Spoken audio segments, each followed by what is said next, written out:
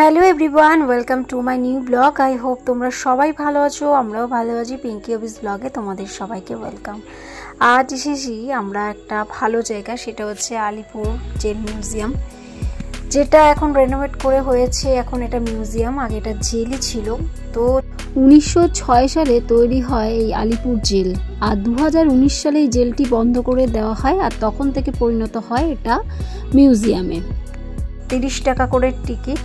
চলো এখন ভেতরে যাই। তো দেখো, ভেতরে ঢোকার পথেই কি সুন্দরভাবে গাছ দিয়ে, মানে খুব সুন্দর। বাইরে মানে ভেতরে ঢোকার জায়গাটাই এত সুন্দর, তাহলে নিশ্চয়ই আরও যত ভেতরে যাবো অত সুন্দরই আমরা দেখতে পাবো সব কিছুই। দুই পাশেই দেখো ফুল গাছ রয়েছে।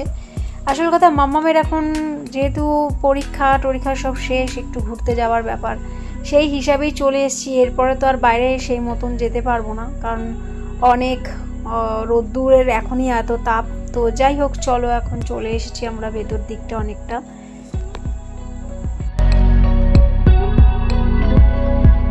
দেখো, ঢোকার সামনেটাই রয়েছে এরকম সিটিং এরিয়া। মাম্মাম এখানে এসে একটু বসেও পড়লো, বেশ ভালো। আর চারিদিকে বিপ্লবীদের সব গান হচ্ছে, যেটা আমার কপিরাইটের জন্য শোনাতে পারলাম না। এই গানগুলো যেন এইখানে অ্যাটমসফিয়ারটাকে অনেকটাই চেঞ্জ করে দিয়েছে। সেই যেন আমরা সেই দেশ স্বাধীন হওয়ার আগে যেটা ছিল সব, আমরা সেই জায়গাটা মনে হচ্ছে পৌঁছে গেছি। আর সত্যি বলছি, মানে ভেতরে ঢুকে না, মানে মনটা যেন কেমন একটা হয়ে গেল। তো দেখো, এইখানেই ঢোকার পথেই এই সেলগুলো ছিল। আরও বলছে অনেকটাই এটা এরিয়াটা বড়। এই যে ভেতরে আমি ঠিক বুঝতে পারছি না। তো যাই হোক, এখানে দেখো সব কিছু লেখা রয়েছে, কোনটা কোন দিকে। তো আমরা সেরকম যেরকম অ্যারো সাইন দেওয়া আছে, আমরা ঠিক ওইরকমভাবেই আর কি যাচ্ছি। ফার্স্টেই আমরা এখন এখানে ঢুকছি। দেখো, যেখানে ফাঁসির মঞ্চ, যেখানে ফাঁসি দেওয়া হতো, সেখানেই ঢুকছি। তো এরিয়াটা সত্যি অনেকটাই বড়। আর এখানে দেখো, এই যে এখানে ঢোকার পথেই রয়েছে আমার বাঁদিকে এরকম সেলগুলো। ঢোকার মুখেই রয়েছে এখানে দীনেশ গুপ্তর একটা স্ট্যাচু। আর দেখো কেমনভাবে রাখা রয়েছে। আর এখানে কত থেকে কত দিন পর্যন্ত সেলে ছিলেন সেটাও দেওয়া রয়েছে। আর এখানে মানে ভেতরে যে সেলটা, আমি ভেতরটা একটু ঢুকেছিলাম, আর সত্যি দেখলে দেখো কেমন লাগে। তো মাম্মাম এখানে ঢুকতে চাইছিল না, আমি বললাম চলো একটু তুই দেখেই নে, এসছি যখন, আর তো কবে আসবো ঠিক নেই। তো দেখো, এখানে শোয়ার দুজনের জায়গা ছিল, মানে এটা দুজন থাকতে পারবে এই সেলটার মধ্যে। আর উপরে এরকম জানলা, আর এখানে হচ্ছে টয়লেট সিস্টেমও দেখলাম সাইডেই করা রয়েছে।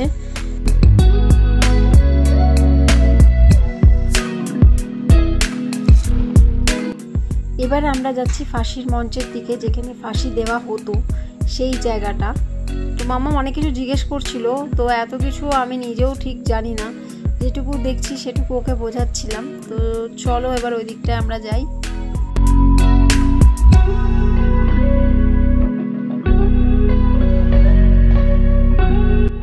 এই যে সেই জায়গা, আমরা চলে এসেছি এখন এখানটা।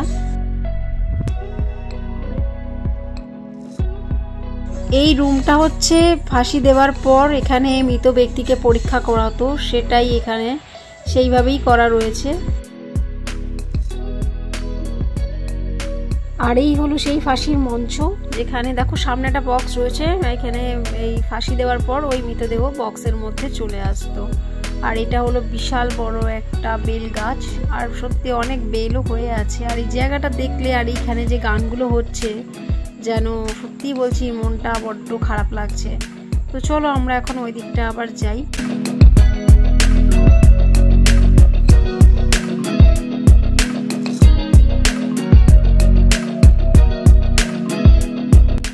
এখানে কিভাবে কি ফাঁসি দেওয়া হতো না দেওয়া হতো, কত সালে কি করা হতো, সব এখানে বেঙ্গলি আর ইংলিশে সবই লেখা রয়েছে। কিন্তু এখানে পড়তে গেলে সত্যি অনেকটা টাইমের ব্যাপার, অনেকটা টাইম নিয়েই আসতে হবে। তো আমরা যতটা পারলাম দেখলাম, যতটাই দেখছি যেন দেখে মন ভরছে না। আমার তো এরকমই, সত্যি বলছি এরকমই আমার মন। ওখান থেকে বেরিয়ে আমরা এখন নেতাজি সুভাষচন্দ্র বসুকে যেখানে রাখা হয়েছিল সেই সেলেই আমরা এখন যাচ্ছি। আর এই পাশটাও দেখো, মানে আগেকার দিনের সেই ইটগুলো এখনো পর্যন্ত বসানো রয়েছে, আর খুবই পরিষ্কার পরিচ্ছন্ন দেখতে পাচ্ছি। এই হলো আরেকটা সেল। তো প্রত্যেকটা সেলের মানে লকগুলো ছিল একদমই আলাদা, দেয়াল থেকে ছিল এরকমভাবে আটকানো যাতে কেউ হাত দিয়ে খোলার কোনো উপায় ছিল না। মানে এত ভালো করে মানে লক সিস্টেম ছিল। আর প্রত্যেকটাতে এরকম টয়লেট সিস্টেম করা আছে, দুটো করে এই যে ইট দিয়ে। আমরা এখন এসেছি ডক্টর বিধান চন্দ্র রায়কে যে সেলে রাখা হয়েছিল সেই সেলে। উনি এই সেলে ছিলেন 5ই সেপ্টেম্বর 1930 থেকে 16ই জানুয়ারি 1931 সাল পর্যন্ত।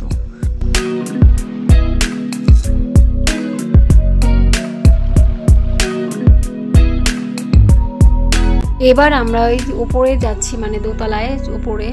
দেখো এখানে মানে উপর থেকে নিচটা মানে চারিদিকটাই দেখা যাচ্ছে বলা যায়। মানে কেউ যদি পালিয়ে যাওয়ার চেষ্টা করে তো তাকে ঠিকই ধরতে পারবে। এখন চলে এসেছি নেতাজি সেলে। দেখো নেতাজি সুভাষচন্দ্র বসু যেই সেলে ছিল সেই সেলটা, এখানেও ওনার সম্বন্ধে সবই লেখা আছে। উনি কত সাল থেকে কত সাল পর্যন্ত এখানে বন্দী ছিলেন। এই যে রয়েছে 23শে জানুয়ারি 1930 থেকে 23শে সেপ্টেম্বর 1930 সাল।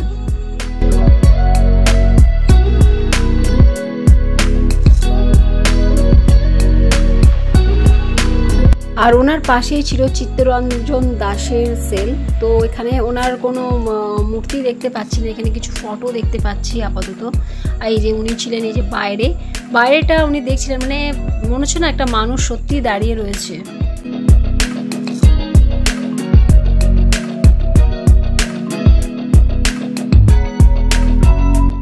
তবে বেশ আজ কিন্তু ভালোই ভিড় হয়েছে।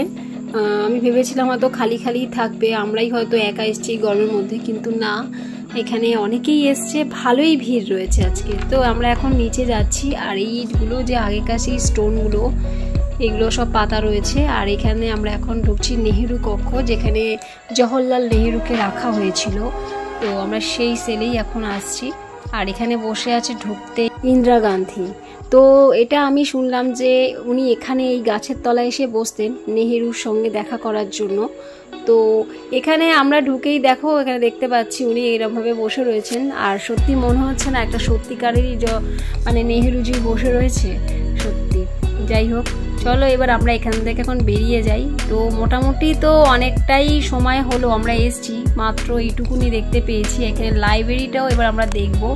তো লাইব্রেরির ভেতরটা কিন্তু এখানে এসে না যেরকম গরম একটা বাইরে লাগছিল সেরকম লাগছে না। দেখো এখানে প্রত্যেকটা ওয়ালে লাইব্রেরিতে মানে সব ফটোগুলো লাগানো রয়েছে। আর এখানে সব লেখাও রয়েছে। আর প্রত্যেকটা ফটোই কিন্তু মানে প্রত্যেকটা পিকচার খুব সুন্দরভাবে রাখা আছে।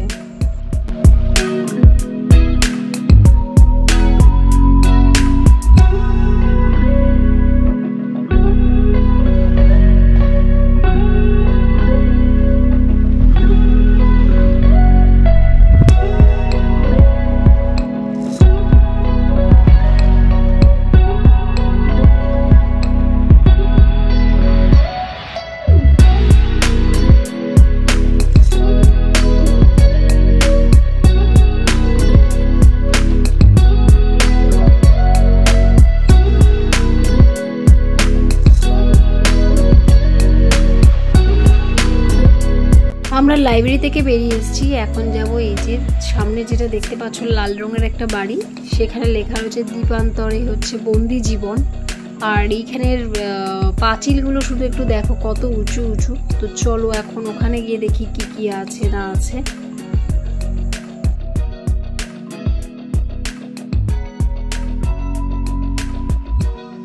তো এটাও দোতলার উপরেই আছে, তো সেখানেই যাচ্ছি। আর এখানে সিঁড়িগুলো হচ্ছে পুরো লোহার পাতের, সেই আগেকার দিনেরই সব করা রয়েছে। তো চলে এসছি আমরা এখন ভেতরে। এখানে দেখো কিভাবে ইংরেজরা অত্যাচার করতো, মানে সত্যি দেখো ওদেরকে কিভাবে খাটানো হতো, এইভাবে খাটানো হতো। তারপরে এদের পুরো মানে জীবনটাই এই যে দেখো এখানে ওদের চটের একটা মানে জুটের একটা ড্রেস রয়েছে এখানে। এই যে অনেক কষ্ট করতে হতো এদেরকে জেলে থাকলেও।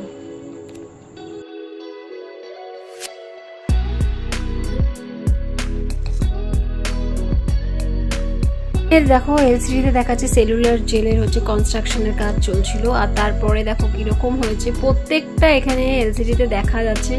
মানে বললাম না, এখানে খুব তাড়াতাড়ি এসে খুব তাড়াতাড়ি যাওয়ার পরিকল্পনা করলে হবে না, ধীরে ধীরে আস্তে ধীরে সব এসে মানে সব কিছু দেখতে গেলে বেশ টাইম লাগে। এবার চলে এসেছি আমরা এখন নজরুল কক্ষ। নজরুল কক্ষের দিকেই আমরা এখন যাচ্ছি ভেতরে।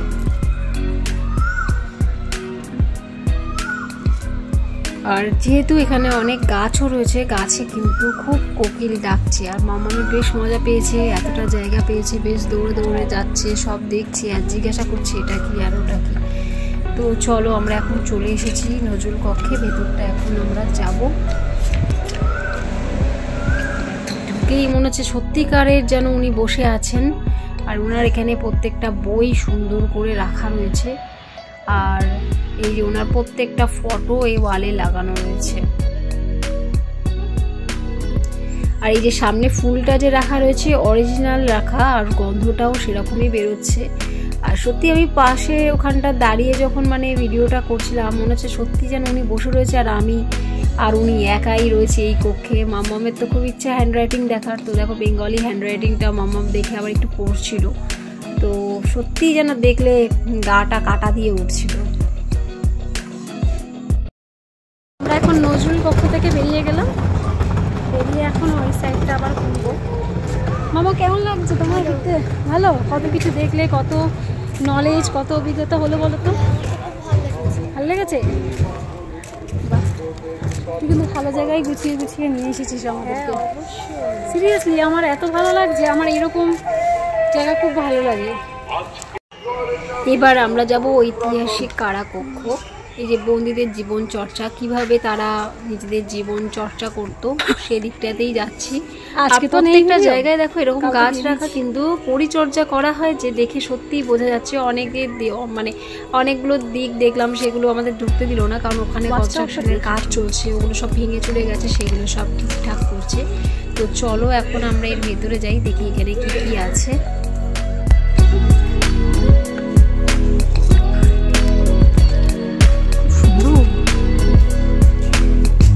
ঢুকতেই এখানে রয়েছে এই যে ইংরেজরা দাঁড়িয়ে রয়েছে, আর এইখানে থাকাকালীন যে চুল কিভাবে কাটিয়ে দেওয়া হতো দেখো সবই এখানে রয়েছে। একদম সিলিকনের তৈরি বলে একদম মানে সত্যিকারের মনে হচ্ছে মানুষ, মানে এক মানুষ আর এক চুলটা সত্যি কাটিয়ে দিচ্ছে। আর দেখো এখানে কিভাবে অত্যাচার চলতো, এইভাবে হাত বেঁধে চাবুকের বাড়ি মারা হচ্ছে। প্রত্যেকটাই সুন্দরভাবে মানে যত্ন সহকারে এখানটা করা রয়েছে, মানে একদম পরিষ্কার পরিচ্ছন্ন। আর এখানে দেখো সব লেখাই রয়েছে, ইংলিশ আর বেঙ্গলি সব লেখা রয়েছে। তো এখানে মানুষটাকে দেখে আমি সত্যিই ভয় পেয়ে গিয়েছিলাম, মানে চমকে উঠেছিলাম। তো ঐতিহাসিক কারা ওয়ার্ড হচ্ছে এটাই। এই দেখো এখানে যে স্নান করছে, জলের কিন্তু সাউন্ড হচ্ছে এখানে, মানে যে সত্যি মনে যেন উনি স্নান করছে। আর এই জায়গাটা সত্যি ঢুকলে গা ছমছম করছিল, প্রত্যেকেই কিছু না কিছু এখানে কথা বলছিল। তো আমরা যখনই সামনে আসলাম এখানে সেন্সার আছে লাগানো, সেন্সারেই মানে কথাগুলো সব হচ্ছিল। তো এই জায়গাটা এমন না সত্যি কিন্তু বেশ, আমার তো বেশ ভয় লেগে গেছিলো ফট করে ঢুকে, আমি বুঝতে পারিনি যে এতগুলো মানুষ এখানে কোথা থেকে এলো। আর প্রত্যেকটা দেখো মনে হচ্ছে না সত্যিকার, এই যেরকম থালা রাখা রয়েছে তাদের খাওয়ার, এই যে যেরকম হতো ভেতরে যে রয়েছে দেখো গা হাত পা তার টিপে দেওয়া হচ্ছে, যেরকম আমরা দেখেছি টিভিতে সেটাই আমি এখানে ফিল করছিলাম। আর দেখো দেয়ালগুলো ভেঙে গেছে, মানে আগেকার যেগুলো ছিল পুরো কেউ একজন কাদারই সাউন্ড ছিল এখানে। আর দেখো এখানে কাঠের জাল দিয়ে চা তৈরি হচ্ছে, আর উনি এই যে চা খাওয়ার জন্য আর কি ডাকছে। এই যে একজন শুয়ে আছে,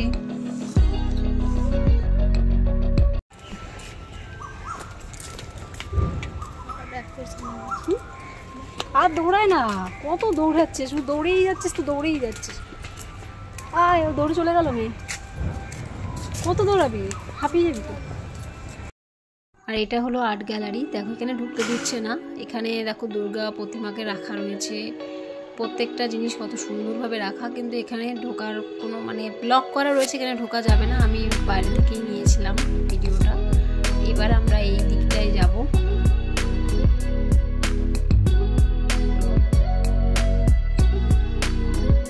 তো এখানে আমরা আরেকটা দিকে চলে এসেছি, স্ট্রিট 9। দেখো দীনেশ গুপ্তের প্রথমেই দেখতে পিস্তল, উনি যেটা ব্যবহার করতেন সেটাই।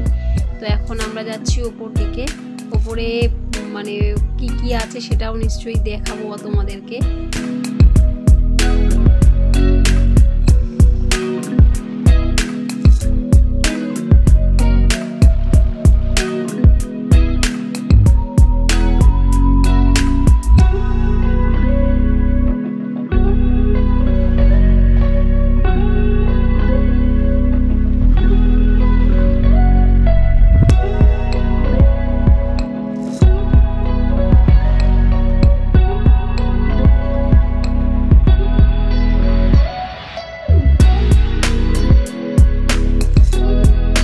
তো আমরা এখন যাচ্ছি বাংলা মহিলা সংগ্রামীদের কক্ষে, যেখানে হচ্ছে দেখো সবাইকে কত সুন্দর মাতঙ্গিনী হাজরা থেকে শুরু করে সবাই রয়েছে এখানে।